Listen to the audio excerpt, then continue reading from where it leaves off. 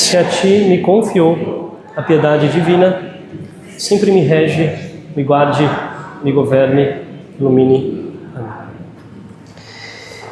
Queridos irmãos, hoje nós estamos aqui, temos a graça de celebrar o dia de finados no domingo, e isso é muito bom, porque por obrigação todos os católicos vão à missa no dia de hoje. Então talvez seja o único momento da vida de muitos que eles vão pensar pelo menos uma vez sobre a morte. Muitos católicos, né? Porque raramente nós pensamos sobre as verdades eternas. Eu separei 5 pontos, uma reflexão em 5 pontos, para nós entendermos a celebração do dia de finados. Ontem nós celebramos a festa de Todos os Santos. Lembrando, ontem eu comentava assim que os santos eles não precisam da nossa oração. Os santos não precisam da nossa intercessão. Nós celebramos os santos como nossos intercessores, como os nossos ajudadores diante de Deus, diante de nosso Senhor Jesus Cristo. Foram aqueles que testemunharam a fé, eles foram coroados com a glória e nós queremos imitá-los para nos aproximarmos mais de Jesus Cristo. Ora, eles não precisam da nossa oração porque eles já estão no céu. Hoje nós celebramos pelas almas do purgatório. Quem são as almas do purgatório? Nós não rezamos pelas almas do inferno, tá, gente? Pela alma do inferno ninguém reza. Morreu, já era. A gente tem que rezar por quem está no purgatório. A gente não sabe quem está no inferno, a gente não sabe quem está no purgatório, a gente não sabe quem está no céu. Portanto, a gente tem que rezar pelos falecidos. Morreu, a gente tem que rezar porque a gente não sabe. Quem está no inferno não se converte mais, não adianta. Hoje nós rezamos por aqueles que nós acreditamos que estão no purgatório. Estas almas que estão no purgatório e que necessitam da nossa oração. Eles precisam da nossa oração. E quero aqui explicar o porquê que eles precisam da nossa oração. Vejam, em primeiro lugar, o que é o purgatório? Talvez você já saiba, mas para refrescar a sua memória. O purgatório é o estado da alma daqueles que morrem na graça de Deus. Ou seja, eles estão em estado de graça, sem pecado grave. Assim, praticamente, né? Na prática. Mas eles ainda não foram purificados perfeitamente.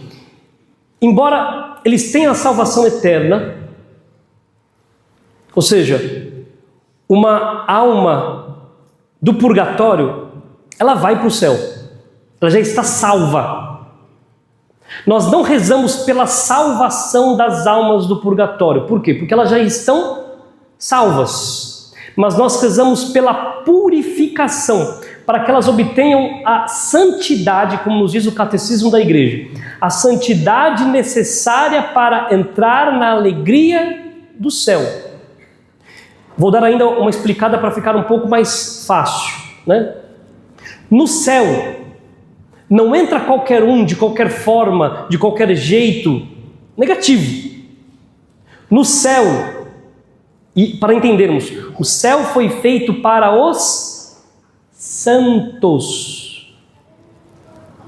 O que é ser santo? Ser santo, praticamente, né, na prática, eu estou tão dentro de Deus, eu estou tão absorvido pela vontade divina, que eu não quero nada que Deus não queira. Dentre as coisas que eu não quero, que Deus não quer, eu não quero pecar. Por quê? Porque o pecado, entendamos, quando nós falamos de pecado, o mínimo pecado que seja é uma afronta àquilo que Deus é, bom, puro. O mínimo pecado é uma mancha grandiosa no amor de Deus. Então, um dos meios para eu me tornar santo é alcançar um nível de horror ao pecado. Eu preciso ter ódio do pecado, mesmo o pecado mais leve. Os santos, se nós pegarmos a história dos santos da igreja, daqueles que já estão no céu, canonizados, a história destes homens que morreram em santidade, Eles tinham horror ao pecado. Eles preferiam morrer do que pecar. Este é o santo. Vamos supor, exemplo prático. Alguém passou por esta terra e cometeu algum tipo de pecado. Por exemplo, pecados contra a castidade. Ela viu filmes indecentes, ela cometeu atos impuros contra si mesmo, ela teve relações extraconjugais, fora do casamento, antes do casamento, enfim. Ela se arrependeu, ela se confessou, ela se arrependeu profundamente, pagou a sua penitência, e agora ela está em estado de graça. Ela não mais está em pecado, ela está em estado de graça. Ela morreu em estado de graça, ou seja, ela foi salva. Significa que quando o Senhor voltar no fim dos tempos, uma última vez, ela já estará no juízo final, e do juízo final ela será elevada com o seu corpo ao céu. Porém, não significa que ela esteja no céu agora, porque todos os pecados, aqui eu dei exemplo dos pecados contra a castidade, mas todos os pecados que nós cometemos, eles possuem consequências espirituais. Ou seja, eu posso morrer em estado de graça, sem nenhum pecado grave, mas eu posso morrer de maneira carnal. Ou seja, eu morro ainda apegado a algum pecado. Se eu morro apegado a algum pecado, eu vou passar um tempo no purgatório para eu me purificar dos meus pecados. Vou dar um exemplo mais prático ainda. Imagine que eu briguei com alguém e a gente tem uma certa magoazinha. Não é nenhum pecado grave. Vocês acham que mágoa entra no céu, sim ou não? Alguém vai ter que purgar no purgatório. Ou eu ou ele. Entendeu? É isso. Por isso eu preciso me purificar já, agora. Eu preciso ter ódio de qualquer pecado. Eu preciso fazer tudo para purgar os meus pecados, para fugir dos meus pecados agora. Quando nós escutamos hoje no texto, escolhi este texto, Ficais certos que se nós soubéssemos a que hora o ladrão iria chegar para arrombar a casa, nós estaríamos sempre preparados. A gente tem que vigiar sempre, a gente tem que vigiar. A gente tem que fazer de tudo para vencer todos e ter horror a todos os pecados, estar preparados, porque nós não sabemos o dia nem a hora em que nós vamos morrer. Segundo ponto, então a pessoa diz assim para o padre: ah, padre, então se eu for para o purgatório está tudo bem, porque já que eu já estou salvo mesmo, não é verdade? Então não tem problema. Bem, de fato, se a gente for para o purgatório, estamos salvos. Mas vou dizer uma coisa para você: isto é um pensamento medíocre. Por quê? Porque você não nasceu para ir para o purgatório. Você nasceu para ir para o céu. Você nasceu para ser santo, separado, consagrado a Deus, já aqui. Ou seja, quem tem esse tipo de pensamento pode estar arriscando a perder tudo, inclusive o próprio céu. Dizem alguns santos, assim, vários santos, por revelações particulares, e enfim, dizem que o momento da morte é um momento em que nós vamos sofrer muitas tentações. É um momento onde o demônio recebe uma permissão especial para tentar a alma, infundindo principalmente o desespero e o terror naquele moribundo, naquele que está para morrer. E aqui nós precisamos entender: a nossa vida é um combate contra o pecado, contra o demônio, contra a nossa carne, contra o mundo. A nossa vida é um combate, e que se nós não combatemos bem, se nós não lutamos bem, se nós não fizermos a lição de casa durante a vida, no momento final nós estamos arriscando a perder tudo. É como aquele aluno que viveu sempre capenga na nota, ele só estuda para tirar nota 6, vai tirar média, e no último momento ele fica de recuperação, porque não estava preparado, porque a prova foi um pouco mais difícil do que ele esperava. E foi uma lição que eu não tinha estudado. É assim, Então nós não devemos nos basear, eu vou para o purgatório. Purgatório é um momento ali que nós não deveríamos passar, a gente deveria purgar tudo aqui. Eu deveria ser santo já, agora. Tem que ficar esperando no purgatório. Não, agora. Terceiro ponto. Então eu preciso me preparar para a minha morte. Hoje nós olhamos, né? Muitos visitam os túmulos, muitos vão aos cemitérios. E precisamos aprender a pensar no momento da nossa morte. É um momento que ninguém gosta de falar, mas é a única certeza que nós temos durante a nossa vida. A certeza de que nós vamos morrer. E como é que eu faço isso? Sendo santo. Eu preciso preparar a minha morte, sendo santo. Para muitos, o único dia em que nós pensamos na morte, e a igreja quer lembrar você disso, meu querido irmão, minha querida irmã, a realidade é que nós vamos morrer. Lembrar os nossos irmãos defuntos, rezar por eles, é lembrar que eu estarei lá um dia. E aqui existe um problema grave, atual, o problema dos nossos tempos. Pouco se pensa sobre a morte. Muitos vivem como se não houvesse amanhã. Muitos vivem não se preparando para o dia da manhã. E nós não sabemos, nós podemos ser pegos de surpresa. Como diz o texto de hoje, se nós soubéssemos o dia que o ladrão chegaria, nós estaríamos sempre preparados, mas nós não sabemos. Nós não podemos brincar com isso. Muitos vivem alimentando pecados que não deveriam. Muitos vivem em cima do muro, correndo riscos. Temos que tomar cuidado. É como se você entrasse, né, na cova dos leões, despreparado. O que o leão vai fazer? Ele vai te pegar. Nós não podemos brincar com isso, porque o demônio ele não está de brincadeira. O diabo não brinca em serviço. E por isso precisamos estar preparados, pensar. Precisamos entender. Eu preciso ser santo agora porque eu não sei o que vai ser de mim daqui a algum tempo.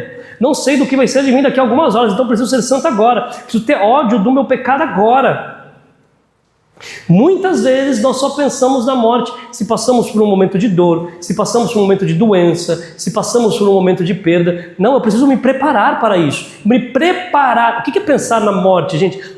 Quando eu falo assim, eu não preciso ter medo da morte. O que eu tenho que entender? Tenho que entender que eu preciso preparar o meu encontro com Deus. Se eu não preparo o meu encontro com Deus, eu não vou encontrá-lo. Eu preciso desejar encontrá-lo. Eu preciso querê-lo. Eu quero Deus. É o meu encontro com Deus. Faz parte da nossa fé. O que faz parte da nossa fé? Creio na ressurreição dos mortos. Creio na vida eterna. Eu creio que a vida não acaba aqui. Eu creio que eu vou me encontrar com o nosso Senhor. Eu creio nisso. Ou não creio? Se eu creio nisso, eu sei que na vida não é esta.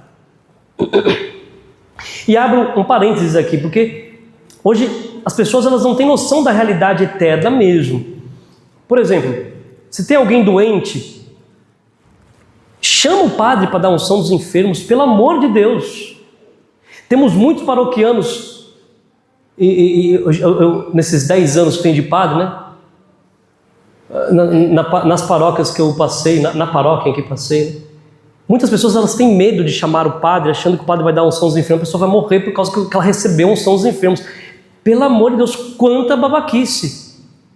A unção dos enfermos é para ajudar a pessoa no momento da morte dela. É para ajudar a pessoa, se ela está doente, para aliviar o peso dos pecados dela. É para isso que serve a unção dos enfermos. Não é para matar ninguém. Não, é que parece que já vai morrer. Se a pessoa morre sem unção dos enfermos, meu filho, a chance dela não alcançar o céu é muito grande. Tem que chamar o padre para dar unção aos enfermos. Quantos casos, né? Quantos casos de pessoas paroquianos que morreram, estavam doentes, e eu somente soube que ela estava doente depois da morte dela. Aí a família vem, padre, vai no cemitério, dá uma bênção no corpo. aí já não adianta mais nada. O corpo é o corpo, não é mais a pessoa. Se tem alguém doente, já pede a unção logo. Por quê? Porque vai ajudar a vencer esse momento de tentação final. É para isso a unção dos enfermos. Se ela recuperar a saúde, maravilhoso. Se ela não recuperar, ela lutou até o final. Que bom. Aí depois chama o padre para dar a bênção no cemitério, como se a bênção fosse salvar a pessoa. Então, repito, né? A conversão aqui é até o dia em que nós estamos vivos. É engraçado, né? Eu já fui muito velório e parece que, quando a gente vai no velório, parece que não tem gente ruim, né? Parece que todo mundo é muito bom. Parece que o morto sempre é um santo. Uma coisa impressionante. Chega lá, nossa, nunca foi à igreja, nunca rezou na vida, tal, não sei o que lá. Mas a gente só lembra das coisas boas. Eu falo, a gente tem que rezar para quem morreu, gente. A realidade é essa. A gente tem que rezar por quem morreu, porque a gente não sabe. Tem que rezar por quem morreu. Não importa quem seja. Eu falo para vocês, eu falo de mim. Quando eu morrer, vocês encomendem muita missa para mim. Tem que rezar muito por mim. Porque a gente não sabe. A gente não sabe. Nós não precisamos, entendamos uma coisa. A gente não precisa de muita coisa para ir para o inferno, não. Às vezes a gente tem essa noção de inferno como uma realidade muito distante. A gente não precisa de muita coisa para ir para o inferno. O que a gente precisa para ir para o inferno? Um pecado grave. Só precisa de um pecado grave. É um nãozinho que a gente dá a Deus, acabou.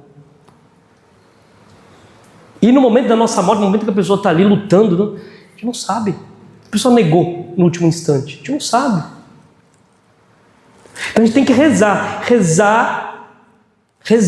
Rezar pelos falecidos. Rezar. A gente tem que se converter agora. E rezar crendo em nosso Senhor, para que aquelas almas que estão no purgatório alcancem o céu o mais rápido possível. Pois o quarto ponto, para que nós entendamos, porque às vezes a gente acha que purgatório é um momento de purificação, tá de boa, tal, não. Entendamos, existem chamas no purgatório. Alguns santos chegam a comparar as chamas do purgatório com as chamas do inferno. Para vocês terem uma ideia. Numa revelação, Santa Catarina de Gênova, ela diz que o purgatório, ela teve, no dia que ela recebeu a revelação sobre o purgatório, ela diz que as almas sofrem penas tão extremas que não há língua capaz de expressá-las, nem entendimento algum que as pode compreender minimamente, a não ser que Deus a mostre por uma graça especial. Em São Lucas, Nosso Senhor, ele diz: o servo que conheceu a vontade de seu Senhor e não se aprontou, nem agiu conforme sua vontade, receberá muitos açoites.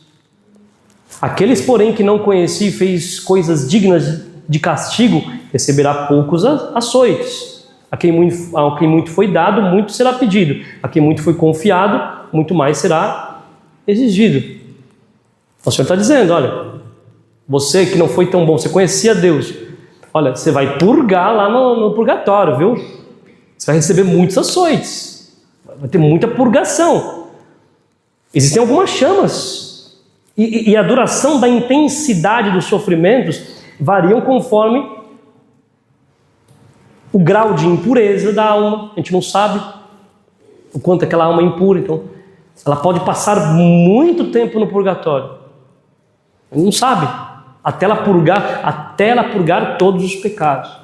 O número, a gravidade, porque mesmo os pecados veniais, eles têm uma gravidade dentro deles, então eles têm uma hierarquia. Dentro dos pecados veniais, qual que é o mais grave, qual que é o mais leve de todos. Então, o número, a gravidade das faltas veniais, os pecados não confessados, os pecados veniais não combatidos.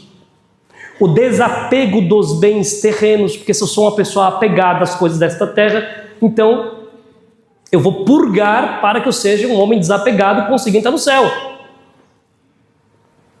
O número de sufrágio recebidos, ou seja, se tem alguém que reza por você, mais rápido você consegue entrar no céu. Por isso que a gente tem que rezar pelas almas do purgatório. Tem uma coisa muito bonita, uma tradição bonita, isso que nós chamamos de comunhão dos santos, né?